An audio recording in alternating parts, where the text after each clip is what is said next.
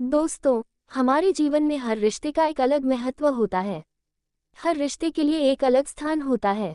हर रिश्ते का एक मतलब होता है और हर एक रिश्ते का एक सफ़र होता है। ये सफ़र कभी ना कहीं खत्म होता है। बस एक पति पत्नी का रिश्ता ऐसा होता है जिसका ये सफ़र आखिरी सांस तक चलता है। आधुनिक विज्ञान के ज़माने में हमने बहुत ज़्यादा तरक्की कर ली, हम बहुत होशियार हो गए, लेकिन कभी कभी हमारे जैसे होशियारों को भी कुछ गवार लोग ऐसे मिल जाते हैं जो हमें काफ़ी कुछ सिखा जाते हैं। बस अभी 1 महीने पहले की ही तो बात है। घर के पिछले भाग में माटी डालने का और प्लांट्स लगाने का काम रमन और कला इन पति पत्नी के जोड़े को दिया था। पहले दिन दोनों आए, दोनों ने खूब अच्छा काम किया। दूसरे दिन सिर्फ रमन आया, शायद कला बीमार होगी। उस दिन दोपहर में मेरे साथ खाना खाने के लिए मैंने रमन को बहुत आग्रह किया। कई बार उसे कहा कि मेरे साथ खाना खा लो, लेकिन वह माना ही नहीं। वह बोला कला नाराज हो जाएगी। मैं बोला अरे रमन, तुम कितना डरते हो अपने बीवी से। वह बोला मैं नहीं डरता साहब, कदर करता हूँ उसकी, सम्मान करता हूँ उसका। मुझे उसके शब्दों पर हंसना आ गया। मैंने उससे कहा अरे क्या रखा उसमें, ना रंग है ना रूप है, फिर क्यों इतना उसके पीछे पीछे भागता है। वह बोला कोई फर्क नहीं पड़ता साहब, रंग हो या ना हो, रूप हो या ना हो, लेकिन फिर भी वही मुझे जग में सबसे प्यारी लगती है। मैं बोला तू तो पूरा जोरों का गुलाम लगता है, क्या तुझे अपने पत्नी के अलावा बाकी रिश्ते महत्वपूर्ण नहीं लगते। उसने शांति से जवाब दिया, देखिए साहब, माँ बाप तो भगवान होते हैं तो उनकी पूजा करनी चाहिए।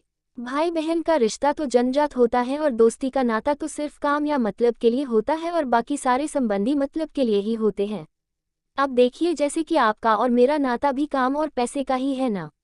लेकिन साहब पत्नी हमारी कोई नज़दीकी रिश्तेदार तो होती नहीं है, फिर भी वह अपने सारे संबंधों को छोड़कर हमेशा के लिए हमारी हो जाती है और हमारे हर सुख दुख में, हर दिन रात में, हर ऋतु में हमारा साथ देती है। आप मानो या ना मानो, पत्नी सिर्फ एक रिश्ता नहीं है, वो कई रिश्तों का भंडार है। जब वह हमारी हर इच्छा पूरी करती है, हमारी देखभाल करती है, हमको लाड लड़ाती है, तब वह किसी माँ की भूमिका निभा रही होती है। जब वह हमें अपने वर्तमान परिस्थिति की समझ देती है और जब हम अपनी कमाई उसके हाथों में लाकर देते हैं, तब हमें विश्वास होता है कि वह उसका सही इस्तेमाल करेगी और हमारे साथ कुछ बुरा नहीं होने देगी, तब वह बाप की भूमिका निभा रही होती है। जब हमारे बारे में चिंतित होती है और जब वह हमें हमारी गलतियों को बताकर उसे सुधारने का मौका देती है, तब वह किसी बहन की भूमिका में होती है। जब वह हमें अपनी नई नई इच्छाएं बताती है, हमसे किसी चीज़ की मांग करती है, नखरे करती है, रूठती है, जिद करती है, तब वह किसी बेटी जैसी होती है। जब वह हमें कुछ नया सिखाती है, हमसे झगड़ती है, तब वह किसी दोस्त की तरह होती है। जब वह हमारे घर की और हमारे रिश्तेदारों की सबकी जिम्मेदारी अपने सिर पर उठाती है, तब वह मालकिन होती है।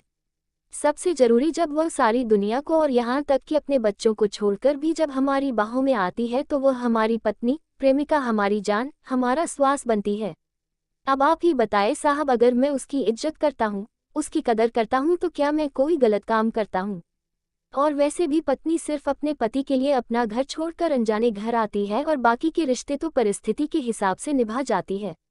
देखिए साहब, मैं ज़्यादा पढ़ा लिखा तो नहीं हूँ, लेकिन ज़िंदगी ने मुझे इतना ज़रूर सिखाया है कि रिश्तों का मतलब एक दूसरे की कमियों को पूरा करना होता है। नहीं तो अगर आप बिना कमियों वाले किसी इंसान को ढूंढने बैठोगे तो ज़िंदगी भर अकेले रह जाओगे। देखिए साहब, बीवी अगर धरती बनकर इतना बोझ उठा सकती है, अपनी तपस्या की अग्नि में तप सकती है, तो पति को भी शांत और उतना ही बड़ा विशाल आसमान की तरह बनना पड़ेगा, जो उसे समय समय पर प्यार की बारिश से भिगोता रहे। ठीक है साहब, बहुत देर हो गई है, मैं जाता हूँ, कहकर रमन वहां से जाने लगा और मैं उसको पीछे से जाते हुए देखता रहा। आज इस छुटक मजदूरी करने वाले आम इंसान में मुझे बहुत बड़ा उपदेश देने वाला गुरु नजर आ रहा था। उसकी वो बात की पत्नी कैसी भी हो उसको मान देना, उसकी इज्जत करना, देखभाल करना।